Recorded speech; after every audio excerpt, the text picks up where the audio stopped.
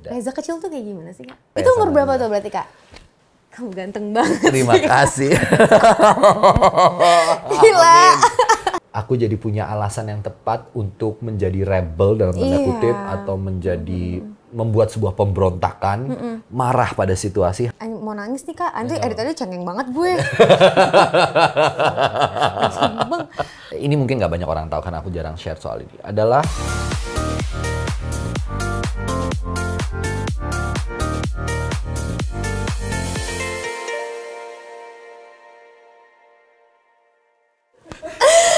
Oke, sudah memainkan lebih dari 50 judul film dari berbagai genre dan juga meraih banyak penghargaan. Please welcome. Reza Radian. Angie, aduh, Thank you banget loh udah mampir ke SOS. Dengan senang hati, aku senang banget waktu dikabarin Arya, Kak Enzi mau ngobrol-ngobrol di YouTube-nya. Oke, Mantap Sobat Mania, kita kedatangan Rizka Reza nih, wow. Aku jadi deg-degan sendiri gitu loh. Kak, ya. Ini ada fakta pertama, fakta pertama. Katanya namanya Kak Reza itu singkatan dari anak buah hati dari Rahim dan Pratiwi. Widiantini ya. Widiantini, jadi gimana tuh Kak ceritanya? Rahadiannya ya, Iya, Rezanya Rahadian. tuh dari mamaku, terus Rahadiannya itu adalah Rahim dan Dian.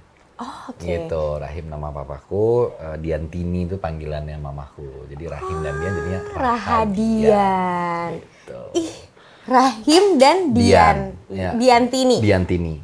Pratiwi, nama mamaku tuh lengkapnya kan Pratiwi Widiantini. Oh, bagus banget ya. Bener lagi lahir dari rahimnya tadi kan? Iya Terus kan? bener bisa pas banget. Pas. Wah, namanya membawa keberkahan. Amin. Kakak tahu nggak nama aku tuh nggak ada artinya. Kok Enzi jangan gitu dong. Tapi itu jadinya guyon. Tapi masa nggak ada artinya? Beneran Kak. Enzi dari mana? Dulu mamaku Bukan lagi enzim dong. Bukan. Bukan dong. Tapi kayaknya mamaku suka sikat gigi ya mama saat itu ya. Masuk kamu bayar.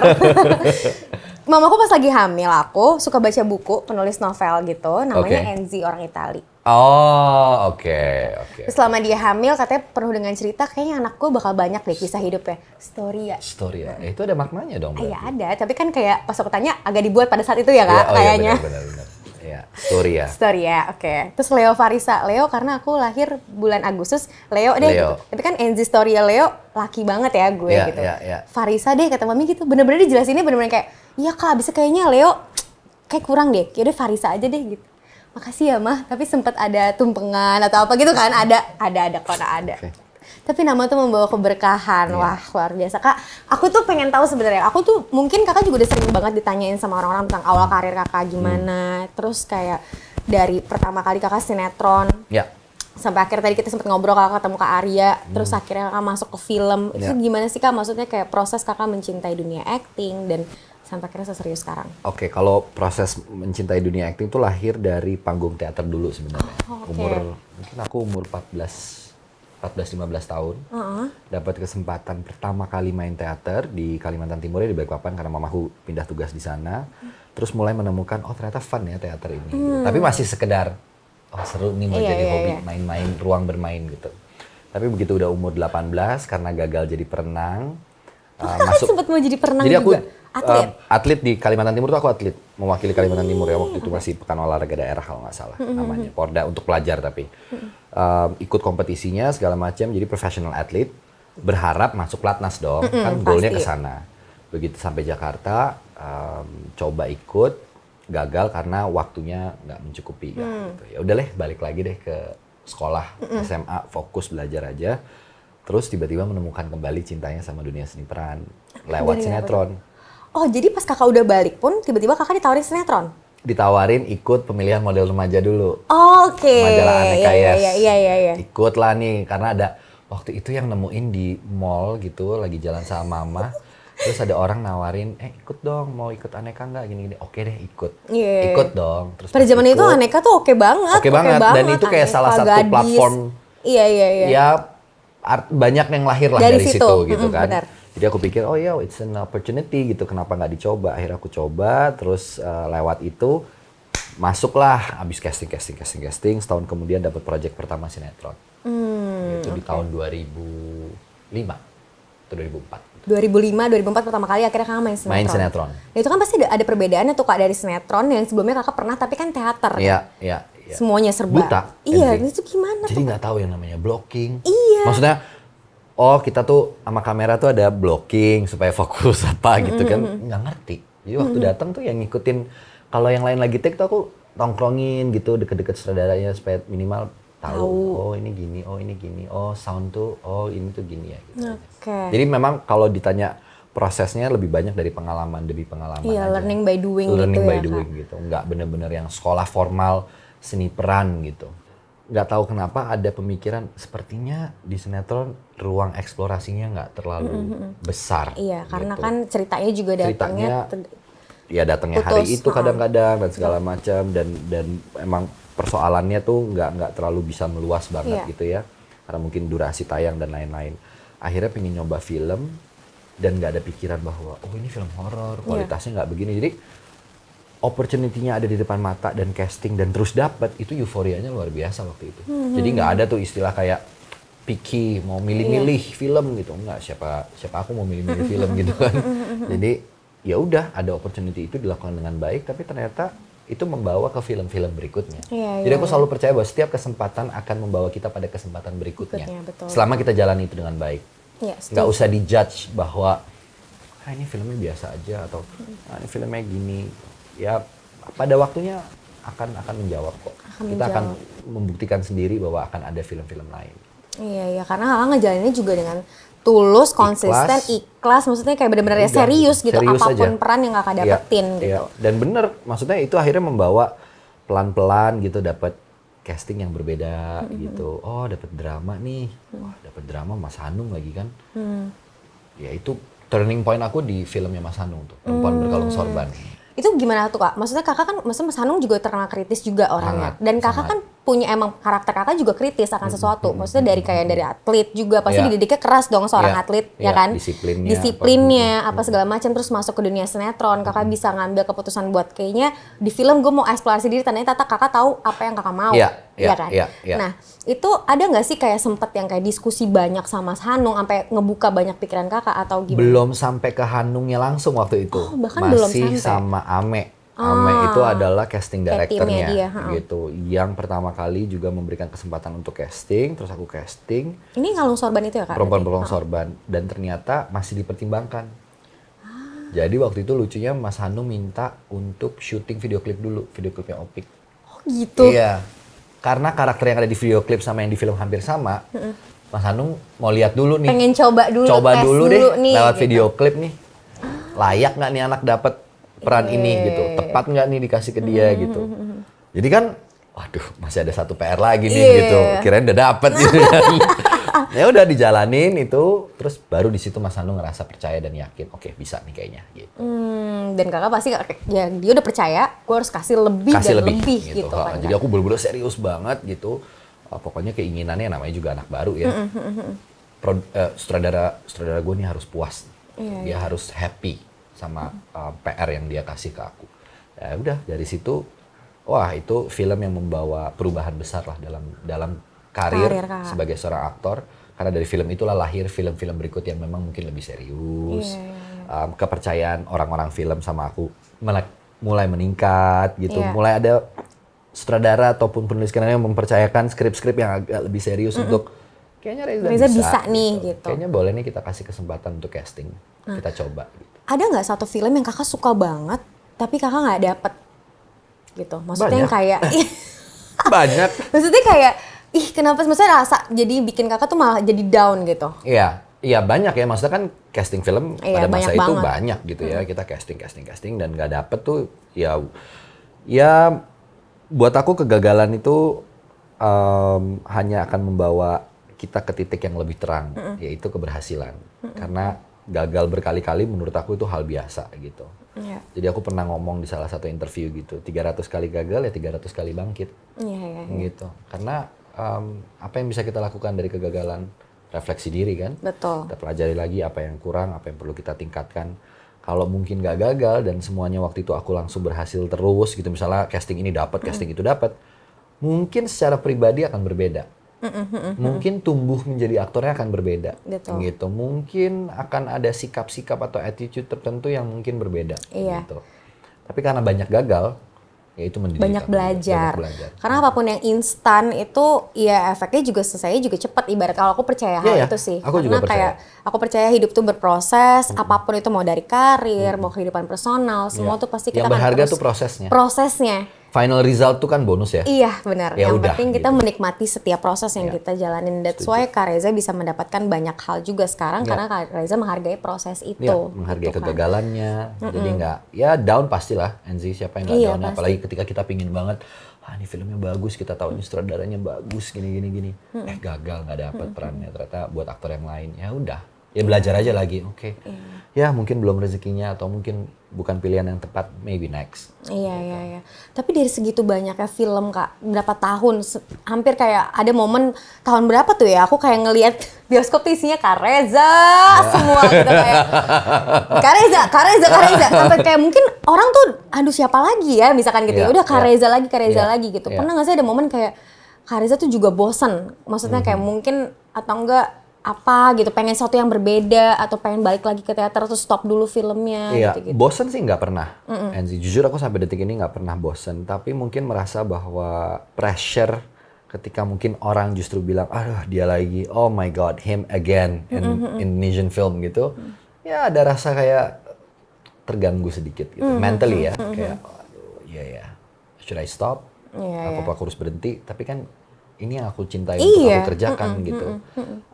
Ya orang boleh aja berkomentar Boleh itu. berkomentar, and if I'm doing good at this job, at this particular thing, what should I stop gitu kan? Iya. Akhirnya pertanyaan ke diri sendirinya gitu. Ya udah keep going aja terus. Jadi ya kritikan tuh diterima buat aku. Sekarang sih udah lebih santai menerima kritikan ya. Kalau dulu tuh jadi beban pikiran gitu kayak, oh iya aku kebanyakan main film ya atau apa ya. Tapi gimana dong aku suka gitu dan menikmati prosesnya gitu kan.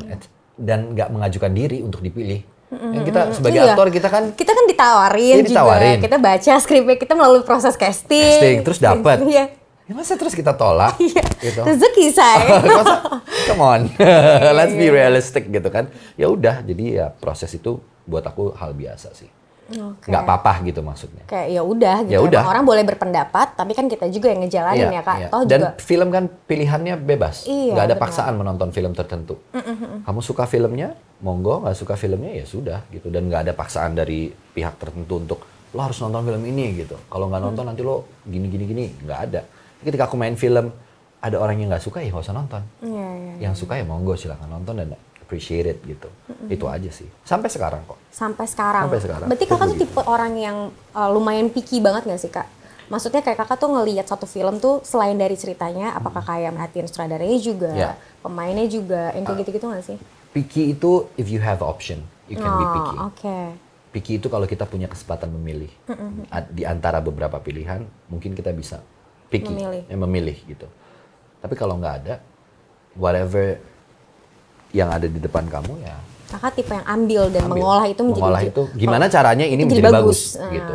Oke. Karena nggak setiap saat juga diberikan pilihan yang banyak dong, gitu. Kalau lagi ada pilihan yang banyak ya pilih yang terbaik menurut kita, menurut aku. Tapi kalau nggak ada, gimana? Ya udah ambil aja yang ada. Ambil aja yang ada karena Dan make it good. iya, karena hasilnya itu juga tergantung dari kitanya Iya, gitu loh. Kan kerja kolaboratif ya film. Tentu sutradara faktor penting pasti. Skenario adalah jantung filmnya. Production-nya gimana? Production desainnya seperti apa? Ya itu selalu menjadi pertimbangan. Tapi balik lagi, aku juga nggak mau menutup pintu untuk kerjasama dengan sutradara-sutradara baru. Dan itu aku lakukan. Gitu. Yang memang mungkin rekam jejaknya sebelumnya bukan di penyutradaraan, tapi ternyata bagus dalam menyutradarai. Why not? Gitu. Iya. Terus kayak kalau misalkan dibahas balik ke belakang, titik yang paling berat buat Kakak selama menjadi aktor tuh apa sih? Mungkin titik Kayak yang banyak paling orang yang berat nggak tahu. itu salah satunya, ini mungkin nggak banyak orang tahu karena aku jarang share soal ini, adalah ketika kamu dianggap bagus, sampai bagus itu udah nggak spesial lagi. Iya. I think that's the hardest moment di dalam kehidupan aku berkarir. Iya. Orang sampai ada di titik bilang misalnya gitu, ada yang ngomong, oh Reza, iya nih dia habis keluar film, oke deh, mainnya oke gitu, bagus gitu. Terus jawabannya adalah, oh iya, ya emang dia bagus sih, ya udah gitu. Jadi itu kayak, rasanya kayak, kayaknya mixed feeling ya Kak ya, maksudnya kayak gimana gitu, nggak sih enak rasanya, gitu. Berarti nggak akan pernah cukup kan? Iya benar. Maksudnya good is not good enough anymore gitu. Iya. Sampai ketemu orang pertama yang ngomong ke aku bahwa good is just good enough itu adalah Pak Habibie almarhum. Oke. Beliau loh orang pertama kali yang bilang good is just good enough and you don't have to be the greatest. Nah, Gitu. Karena the greatest itu cuma milik Tuhan, yang di atas Allah. gitu. Jadi you don't have to be the greatest. Just be good, because good is just good enough. Gitu. Ini bener banget. Mantap guys. Gitu sih akhirnya. Iya, tapi bener sih Kak, itu yang Kakak ngomongin tuh bener banget. Iya kan, Semua orang tuh udah kayak, lu filmnya Reza, udah pasti bagus gitu loh. Itu cuman mereka tuh mungkin sebagian orang akan menganggap ya bagus dong lo dapet pujian. iya, gitu. tapi untuk Kakak yang ngalamin tuh, even lu belum nonton gitu film gue, berarti satu kayak gitu. Iya, dan Lu kedua adalah, oh berarti bagus udah nggak spesial Iya, lagi dong. iya. Berarti I have to double up. Iya, Harus berpikir lebih keras lagi, which is good. Aku jadiin itu sebagai motivasi untuk oke, dan next time mengolah perannya harus lebih baik lagi. Gak apa-apa, pressure ini aku ambil positive side-nya aja gitu. Oke. Metode apa sih Kak yang Kakak lakukan kalau misalkan kayak Kakak ngerasa, apa sih Kakak ada sisi perfeksionis tuh pasti ada kan? Banget. Pasti lah, maksudnya in good things ya, maksudnya kayak, jadi kalau misalkan Kakak tiba-tiba ngerasa, oke, gue udah acting segala macam, terus Kakak ngerasa kayaknya gue kurang ini deh, terus akhirnya kan tuh jadi kadang-kadang suka nyalain diri sendiri, jadi kayak gue kurang ini nih, aduh kenapa sih gue? Metode apa yang bikin Kakak tuh akhirnya jadi bangkit lagi untuk kayak udah nggak apa-apa Reza, oke, gitu, itu gimana Kak? Salah satunya adalah the art of acceptance, seni menerima gitu ya. Kita accept bahwa ya nggak semuanya bisa kita kontrol dalam hidup. There are things that we can control, there are things that we cannot control. Itu aku terima dulu, accept. Jadi ya itu mempermudah untuk ketika ada sesuatu yang nggak seharusnya terjadi dan terjadi. Oke, I accept it, ya nggak apa-apa. Gitu. Next time, I'll do better. Gitu. Tapi nggak mau terlalu pressuring diri, karena aku lumayan agak otokritis orangnya. Jadi setiap kali performance, aku bisa berdebat sama Arya panjang lebar, menyalahkan diri sendiri. Gila gue mainnya jelek banget di sini, gini, gue nggak suka banget nonton filmnya, bla bla bla bla bla. Tapi judgmental tuh terhadap diri sendiri gue nggak akan lead kita kemana-mana pada akhirnya. Gitu. It was just luapan emosi aja kan pada akhirnya. Jadi aku belajar untuk mengendalikan itu dari mana? Dari seni peran. Karena ada satu teori dalam seni peran yang menarik adalah seorang aktor tidak tepat memberikan judgment kepada karakter yang akan dia perankan. Dia harus menerima semuanya. Dia harus absorb. Dia memasuki karakter itu dan karakter itu memasuki tubuhnya sebagai seorang aktor, maka dia harus accept dulu kekurangan, kelebihan karakter itu dia harus accept dulu. Dia nggak boleh bikin judgment. Wah ini karakternya kayaknya gini. Nggak bagus nih kayaknya, ya, banyak yang kayak gitu tuh. Gitu. Kita harus accept dulu. Wah it's a human being, right? Semua lengkap, punya flaws-nya, punya bahkan kita nyari gitu ya Kak, nyari gitu. Bikin juga kan itu apa nih, kira-kira dia gimana, kita petakan gitu. Bener. Jadi buat aku ya belajarnya justru dari seni peran, karena menurutku seni peran itu adalah seni kehidupan. Segala emosi itu ada di situ, di semua. Seni peran. Kita bisa melihat itu dari aku bisa lihat itu dari NZ. Apa yang aku bisa pelajari dari NZ? Ya mungkin kisah hidup. Mungkin pengalaman ketika seorang NZ lagi down, terus dia bangkit, akan ada pengalaman down dan bangkit dari berjuta-juta orang. Silahkan dipilih mau yang mana variasinya yang sesuai misalnya gitu. Selalu sumber inspirasi datang dari sekitar kita. Iya, betul. Permasalahan adalah kita willing nggak untuk paying attention on every single details atau tidak. Betul. Kalau kita ignorance, forget it. Iya. Aku pernah membahas ini dan aku percaya ini Kak gitu. Aku tumbuh dari, maksudnya aku sendirian, aku sama mama, sama adik aku doang, terus yang merinding.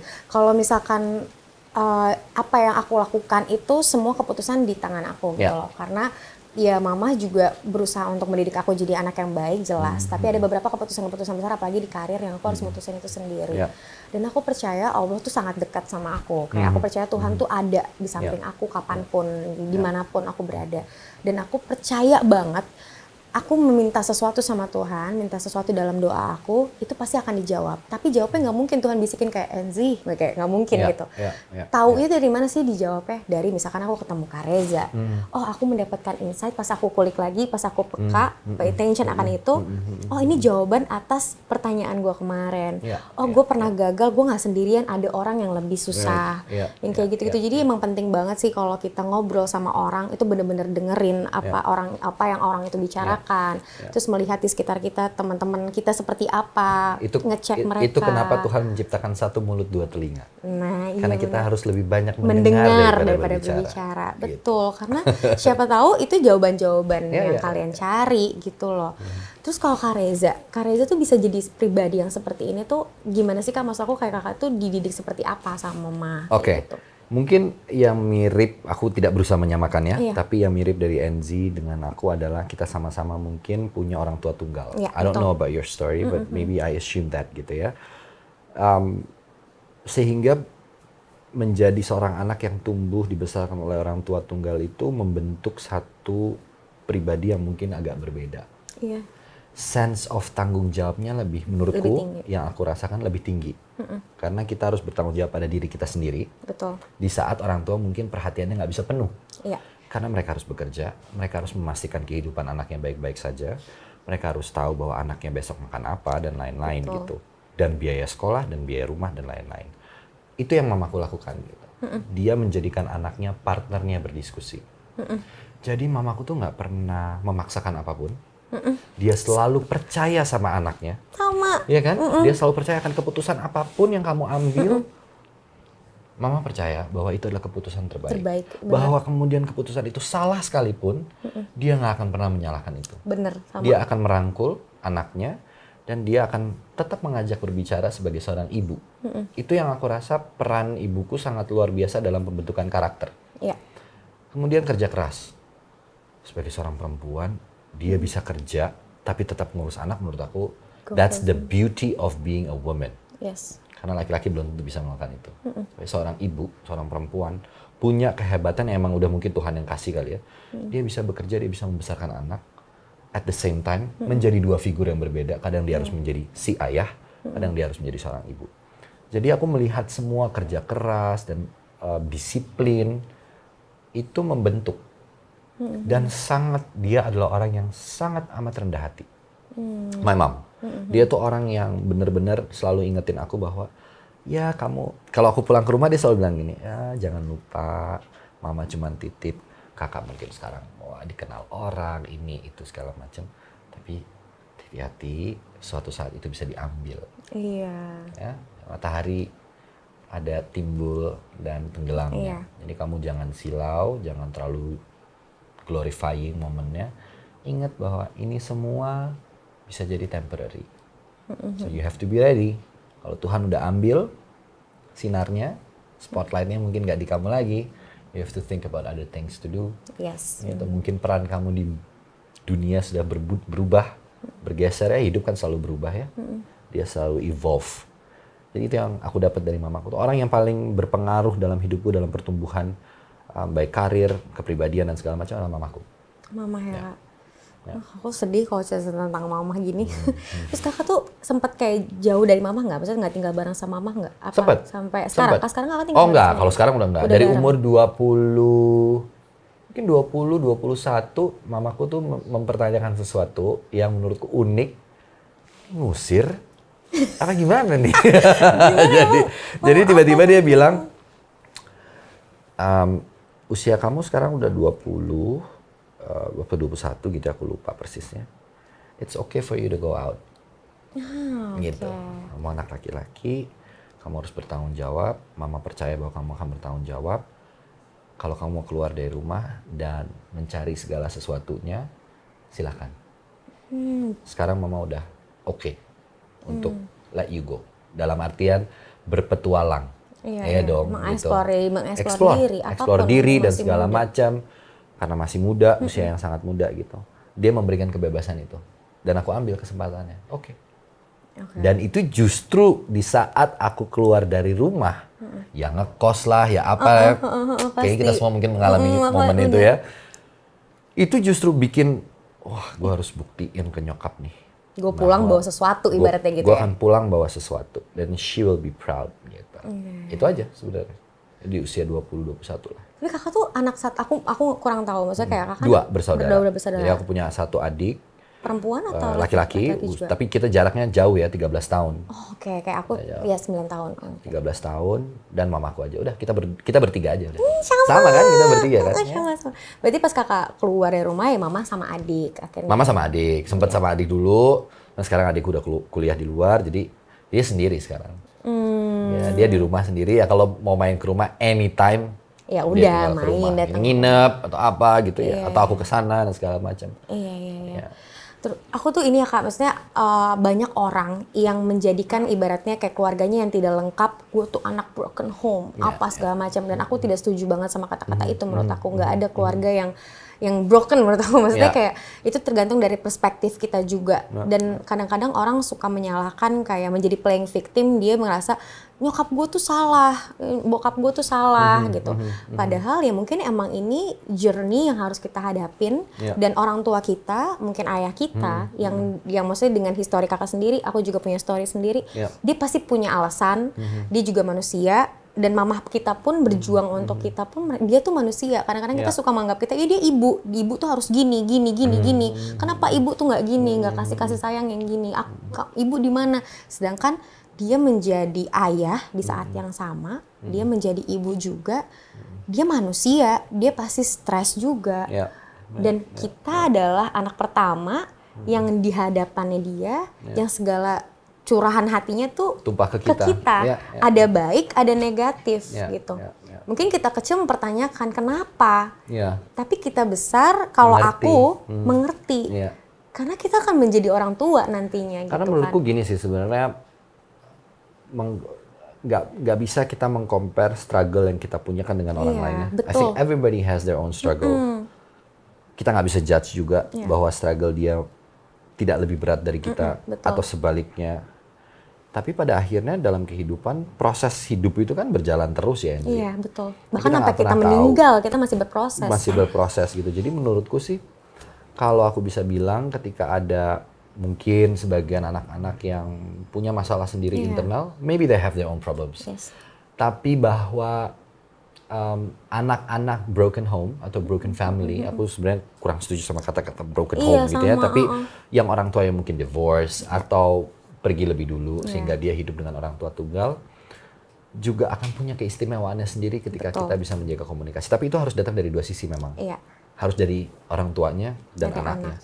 Begitu salah satunya berbeda, ya memang mungkin akan banyak friksi, banyak masalah yang terjadi dan lain-lain. Tapi aku nggak bisa menerima bahwa aku jadi punya alasan yang tepat untuk menjadi rebel dalam tanda kutip, atau menjadi membuat sebuah pemberontakan, marah pada situasi hanya karena my family is not complete, gitu. Itu buat aku nggak bisa, gitu.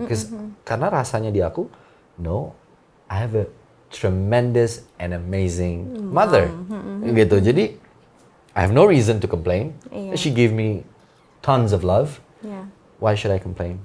I don't have any reason to complain. I need to prove, I need to make her happy, dan memastikan buat dia bangga, semoga gitu. Itu aja. Udah jadi kayak sekarang saatnya nih aku yang menyenangkan dia. Saat kita tadi mungkin di saat dari kakak umur 21 tahun 20 itu karena mama pasti kan tahu mama masih ada adik yang berarti umurnya masih berapa tuh, masih 7 tahun pada saat kakak pergi kan, masih harus ada tanggung jawab lagi, berarti kan nggak habis-habis gitu tanggung jawab yang mama lakukan, bahkan sampai detik ini kakak udah besar gitu. Kak, jadi ini salah satu treatment juga di SOS. Kita akan nunjukin satu foto masa kecil kakak. Terus kayak kita pengen tahu kalau misalkan Kak Reza bisa ngomong sama Kak Reza yang masih kecil, Kak Reza akan berbicara seperti apa. Gitu. Jadi kalau mau ngomong sama si Reza kecil ya, ngomong apa itu umur berapa tuh berarti Kak? Yang sebelah kiri dulu, yang sebelah kiri kayaknya mungkin 5-6 tahun ya. Kamu ganteng banget. Terima kasih. Gila. Yang sebelahnya ini periode waktunya sama. Oh, itu masih sama ya? Masih sama. Oke. Rambutnya masih sama, usianya nggak terlalu jauh beda. Reza kecil tuh kayak gimana sih Kak? Reza kecil itu caper, dia suka mencari perhatian. Agak terlalu aktif kalau menurut mamaku, nggak bisa diem gitu. Dan suka ngayal. Oh, Jadi dari kecil tuh kakak udah suka ngayal? Aku suka banget ngayal. Jadi sama. masih kecil itu sangat mudah bermain sendiri. Ya Jadi itu udah dari bakat ya. Dia akan berhayal aja. Jadi mungkin momen yang paling aku ingat adalah ya aku bisa sangat santai bermain sendirian aja. Iya, karena kita suka main-mainan, ngobrol-ngobrol sendiri. Ini nanti dialognya ini, ini nanti dialognya ini. Gitulah pokoknya gitu ya. But things to say to Reza kecil adalah mungkin memaafkan segala hal yang terjadi di usia-usia kecil sampai remaja. Ya, aku akan bilang itu sama Reza kecil. Forgive, accept, let go. Kak, aduh. Enggak, karena jawaban mau nangis nih Kak. Nanti tadi cengeng banget gue. Bang, karena kata-kata itu yang kakak sebutin exactly persis sama yang aku sebutin ke aku kecil. Oke. Jadi kayak lumayan, ngerti deh gitu kayak mungkin pasti enggak banjir kayak enggak gitu kok nih aman-aman. Udah siapin tisu.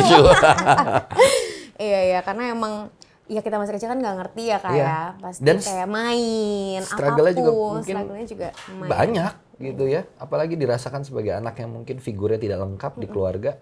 Pasti Enzi juga melewati hal itu. Di sekolah mungkin ada pertanyaan. Banget.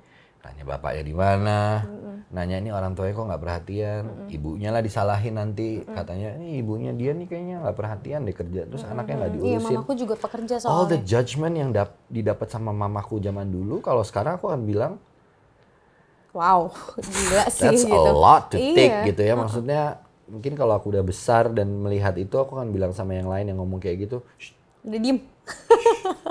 Mind your own business, go away. Iya Go lagi. away. Iya. Tapi waktu masa kecil itu jadi pressure ya kak ya. Pressure kan aku nggak ngerti sih karena aku cewek, kakak cowok kan. Aku nggak tahu psychology-nya itu gimana nih kalau cewek sama cowok. Cuma kan aku ada momen-momen aku apa sih namanya puberty segala macam. Terus kayak ada momen di masa SMA itu aku nggak akan pernah lupain karena mamaku tadi pekerja juga. Jadi aku nggak terlalu, maksudnya nggak banyak waktu lah sama mama di rumah. Jadi aku selalu deket sama mama papahnya teman-teman deket aku. Ketika aku pergi terus nanti ada teman aku yang kayak ditelepon papahnya disuruh pulang marah-marah gitu-gitu. Ada satu momen ya aku nanya, hari itu aku lagi kalah deh. Hari itu aku lagi kalah, aku lagi down, aku lagi mempertanyakan kenapa. Terus aku cuma ngomong gini sama temanku kayak, namanya Ana, rasanya punya papa dicariin tuh apa sih gitu. Kayak cuman nanya itu doang, kayak aku tuh anak cewek kan bisa deket sama papa kayak gitu-gitu kan. Jadi kayak lo deket banget sama bokap lo, rasanya dicariin bokap tuh gimana sih? Rasanya kayak cerita lo jatuh cinta sama orang gimana sih?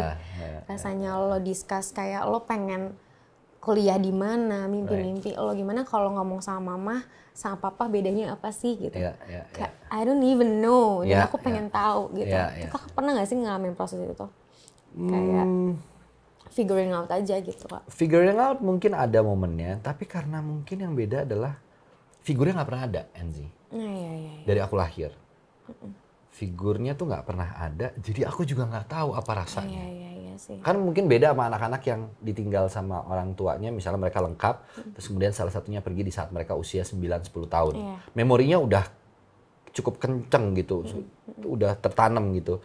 Jadi feeling of loss-nya tuh akan lebih besar. Nah aku tuh nggak punya feeling itu, jadi aku nggak ngerti harus merespon itu dengan bagaimana. Rasanya sih normal-normal aja. Maksudnya selama hidup sama mama gitu, ya paling kalau melihat ada teman yang ada bapaknya, tapi itu sebagai another gender aja dalam manusia gitu, ada laki-laki ada perempuan. Terus yang aku lihat yang satu sama bapaknya, yang satu ada datang sama ibunya, itu buat aku pemandangan yang ya udah ya gitu. I have my mom, gitu. That's it. You have your dad. Iya benar-benar. Benar sih, walaupun kayak aku dari 0 sampai 5 tahun ada foto-fotonya, tapi aku juga nggak inget gitu kan, karena kan umur 5 tahun aku TK udah nggak ada, jadi nggak inget, maksudnya ya bener nggak inget, jadi sebenarnya agak-agak kayak iya gimana ya gitu. Cuman aku udah menerima banget sih, maksudnya kayak emang aku muka aja nggak tahu. I don't know anything, the face sampai sekarang. Sorry ya Kak. Nggak apa-apa. Aku nggak tahu. No, it's okay.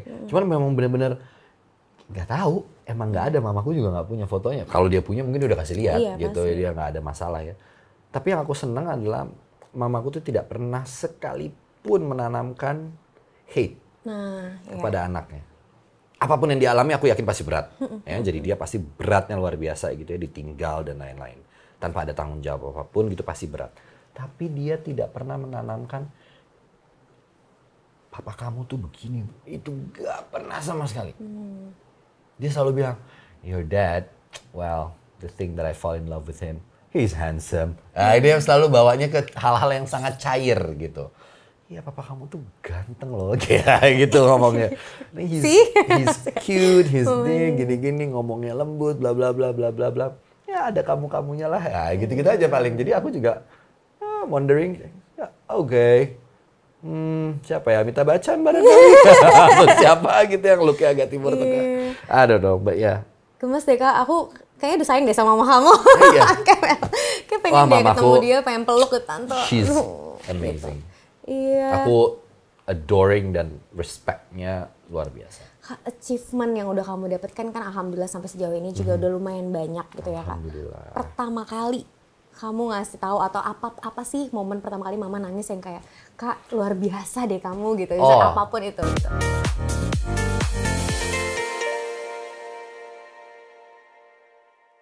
2 hari yang lalu itu ada satu perasaan yang tiba-tiba datang, nggak ngerti dari mana. Gila, Biar bisa nonton filmnya Enzi yang stoknya udah banyak dan belum tayang. Cuman dua. Reza ada berapa stok film yang belum tayang? Nah kan, sampai bingung. Nah ini pede banget. 2. Saya pernah main loh sama dia. Iya. Kita pernah satu film bareng.